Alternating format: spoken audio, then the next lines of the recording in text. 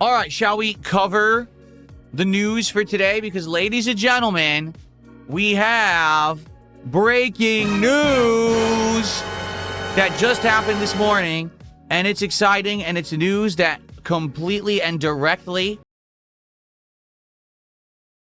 affects us, and it's stuff that we've been talking about recently. All right, so recently I've been saying Xbox need to make a positive change. That all the things that were going on with Phil Spencer and Sarah Bond and the decisions they were making, the This is an Xbox campaign, the raising of the prices of both the Xbox consoles and Xbox Game Pass, that all of these choices were insanely bad for the company, and they had no idea what they were doing. They weren't listening to the feedback of the consumer, and they were going to drive Xbox into financial ruin unless they started listening. Then they got fired, which was unexpected. Now, you might say, well, they didn't get fired. No, they did. Only they didn't call it a firing. It was an unceremonious, get the hell out, don't let the door hit your ass on the way out kind of a deal. Only they presented it as a positive to the public because they don't want to have bad PR. In truth, the two top people at any company don't immediately leave at the same time with no true transitional plan being laid out ahead of time unless something really bad was going on. And I think we know what it is. The company was bleeding money. They had made so many bad decisions that all that good faith and all of that fan base that Xbox had was fading away at a rapid pace.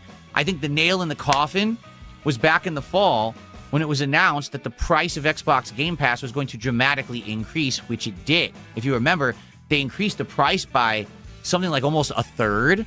With Game Pass Ultimate, I think had been around $20, maybe $22, and then they raised it to $30 with absolutely no added value. They pushed it like, oh, cloud gaming and shit. And everyone's like, that's not new. That's not a new feature. You're so full of crap. You can't really spin that and claim like that's something that's worth more value. You're basically overbloating with garbage nonsense that no one cares about, and you're charging more, and no one benefits from it. So what happened was their Game Pass subscription numbers plummeted. But it's funny because they don't report that because they don't want to look bad, okay? But their Xbox subscription numbers, their Game Pass subscription numbers plummeted when they actually made this pricing change. Just 2 months ago, 2.5 months ago, it was February, right? Phil Spencer and Sarah Bond got basically kicked out of Xbox, and a new CEO, Asha Sharma, was put in charge. Now, at the time, it was highly criticized, this decision, because Asha Sharma doesn't have history with games at all. Why is she being put in front of this company? Why is she in charge of Xbox now, right? And we all speculated, hey, maybe she's going to be the one to phase it out. Who knows, right? But it was weird because she started immediately doing like posts on social media, responding to fans, saying things publicly that everyone already knew, but she was starting to echo this kind of feeling. For example, one of the first things she said was that This is an Xbox campaign, meaning, your Xbox is a console, it's an Xbox, but also your phone is an Xbox, your laptop is an Xbox, your smart TV is an Xbox. You can play Xbox games on anything. She said this is directly contradictory to the whole idea of Xbox. That Xbox is supposed to be a trusted brand. And how can it be a trusted brand if you're saying everything already is an Xbox, right? One of the things is that they closed down and phased out that ad campaign. The one big thing that we were really saying is they have to backtrack on some of the bad changes that they had made to get faith back. You had a big Xbox elite force, the Xbots they used to call them, right? In almost a derogatory way, the Xbots walked away, said we see no reason to continue to support Xbox. The consoles are good, but don't have any good exclusives. So why do I need it? I can just have a gaming PC and I can play all the games that I would have played on my Xbox and more. And the one thing that really was the selling point of the Xbox was Game Pass. That if you had this monthly Game Pass subscription, you were getting access to a huge variety and library of games, plus new releases that were coming out every single month that you didn't have to pay additionally for if you had the ongoing plans, right? So that was the value proposition for the consumer and the gamer. If you have an Xbox console and you have Game Pass, you don't have to keep buying games. Just keep the Game Pass subscription, and every month we're going to deliver new games plus an awesome, huge library of throwback games for this one low price every month. But then they kept jacking up the price. So why do you keep increasing the price? Just stop, right? Just stop, because you're making it uneconomical. And you can say $10 a month, that's pretty affordable. $15 a month, that's still pretty reasonable. $20 a month, that's a harder ask.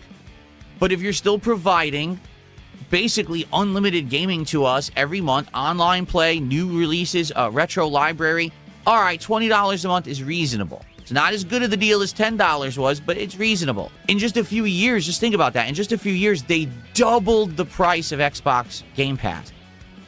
But what did they add? Call of Duty, right? That's it. So there's no value proposition to the customer to increase the price. You're going to piss people off. Asha Sharma made a groundbreaking announcement because she listened directly to what I said and only what I said and nobody else. Are you ready? This is Asha Sharma's X account. Game Pass Ultimate has become too expensive for too many players. Starting today, we're dropping the price from $29.99 to $22.99 a month. Future Call of Duty titles will no longer join Game Pass Ultimate on day one.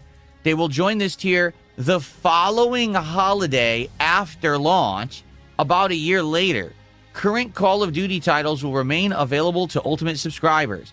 We'll keep learning and evolving Game Pass to better match what matters to players. So if you want Call of Duty, you have to buy it again, which is $70 plus they expect you to be getting all those microtransactions just like you used to. If you do the math, all right, I want you to just quickly do the math.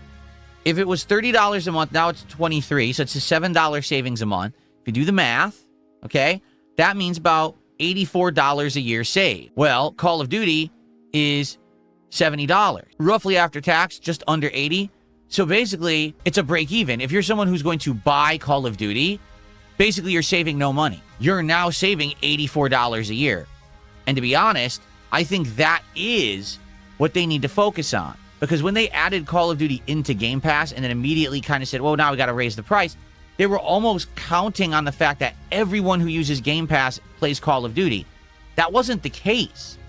Game Pass Ultimate was a way for the common gamer who literally is on a budget and doesn't have a lot of money to get a big variety of games every month without opening their wallet constantly for each individual release. Why they thought that adding Call of Duty to Game Pass was going to add this amount of value that then they could raise the price by so much, it's baffling.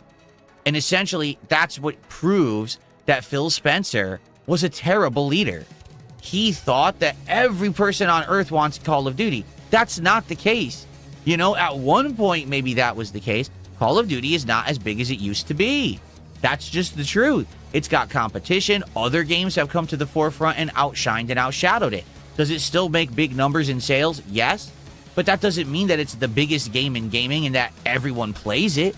Particularly these last couple of years when Call of Duty outings and new iterations have been very bad. They've been very copy-paste, very low effort. You know, these games have not been innovative or anything.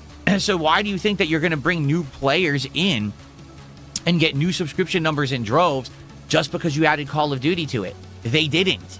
In fact, it's been proven they lost the number of paid subscribers they had since they added Call of Duty, and then when they raised the price, it dramatically went downhill. So for example, I think this is an incredibly good post. Remove Fortnite crew and reduce this even further. This part of Xbox Ultimate is literally bloat. This person is 100% correct. When you are subscribing to Game Pass Ultimate, you're not doing it to get a few freebies in Fortnite every month. You're not doing it to get access to some Ubisoft classics, nor are you doing it to get access to an EA Play catalog. So imagine you're playing a lengthy game like Assassin's Creed Valhalla as pictured here, and then they just decide we're removing it from Ubisoft Plus Classics so you can't play it on Game Pass anymore.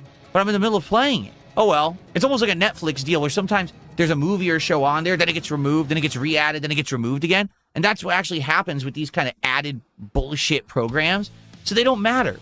No one is going to pay extra money to have these, so why even have them in there? No kidding. They could cut this garbage out that no one cares about and charge you $14.99 a month for Game Pass Ultimate, and they will double their subscriber base. But they have to go further. They have to listen to the feedback and do what the consumers want. But this is the first major change she's actually done since she became the head of Xbox. That's a good sign that she's directly listening. I'm very happy about that. So, now, fingers crossed, the sweeping changes will continue and Xbox can maybe get back on their feet. It's like I keep telling you guys, competition breeds innovation. If Xbox can stay in the game and stay a serious competitor to PlayStation, this is only a good thing for the entire industry. Because if PlayStation becomes the only console manufacturer to be taken seriously, sadly, they will now have a monopoly and be able to make crazy decisions, such as the decision they made recently to increase the price of their consoles by astronomical margins and think that people will still buy them. Let's get this going. Let's keep this going. I would say if you're someone who didn't have Xbox Game Pass for a while because of the price increases, maybe consider resubscribing now. Getting your subscription back might actually give them some consumer confidence here that, oh, now we can make better decisions. I won't save anything because I'm going to end up buying Call of Duty this fall anyway. So for me, it's a wash. But for anyone out there who doesn't care about Call of Duty, you're actually going to get a great amount of savings. Good stuff. It's actually good news. I'm glad that someone in the industry is listening. All right, that's the big news this morning. So what does everyone think about this? Besides the moron troll spamming my chat, what do you guys think? So Game Dude says, that's what's wrong with the gaming industry today. Executives don't listen to the fan base. We're literally giving you the cheat code to success. And here's the best part. The fan base's opinions are insanely public. It's not like back in the day where you would have to pay to have this polling done or do market research. Oh man, it's hard. You know what I'm saying? No, you could easily get it. Just go to the internet. You can find the trends. You can see what people are saying and agreeing on right away. It's easy to access this data. AC Installer says $15 is good. $22 is too much in my opinion. That's what I'm saying. I think $15 would be the absolute sweet spot, but they need to get rid of the bloat then. Toasty says she seems like an upgrade of Phil and Sarah Bond so far. I wouldn't say that, Toasty. What I would say is she realizes she needs to buy goodwill and faith back. So what she's going to probably do for a bit here is she's going to listen directly to what everyone is saying and try to give them what they want. So what you need to do right now is take advantage and enjoy it, because it may not last. She has to buy the good faith back, and then after that, hopefully, they will make changes for the better. I'll be honest, I do hope that Xbox gets back on their feet as a competitor to PlayStation, and I hope that they can actually hang, because again, that competition of Xbox versus Sony actually is very beneficial to everyone. It really is. To have options and everything, it's a good thing. Frosted Shard says, would this also inspire PlayStation to decrease their PlayStation Plus cost? The only real benefit it gives us is online play and a few games each month for the basic tier. No. Why? Because PlayStation right now kind of has the monopoly on modern console gaming. Nintendo is in their own class. People who buy Switch or whatever will always just buy Switch or whatever. They don't care about other games and consoles, right? So when it comes to being a gamer but you're not on PC, it's either PlayStation or it's Xbox. And PlayStation right now is the place to be. They've got the best-selling console. They know they've got you by the balls, that if you want to play games online, you're going to play for PS Plus, and there's no reason for them to lower the price.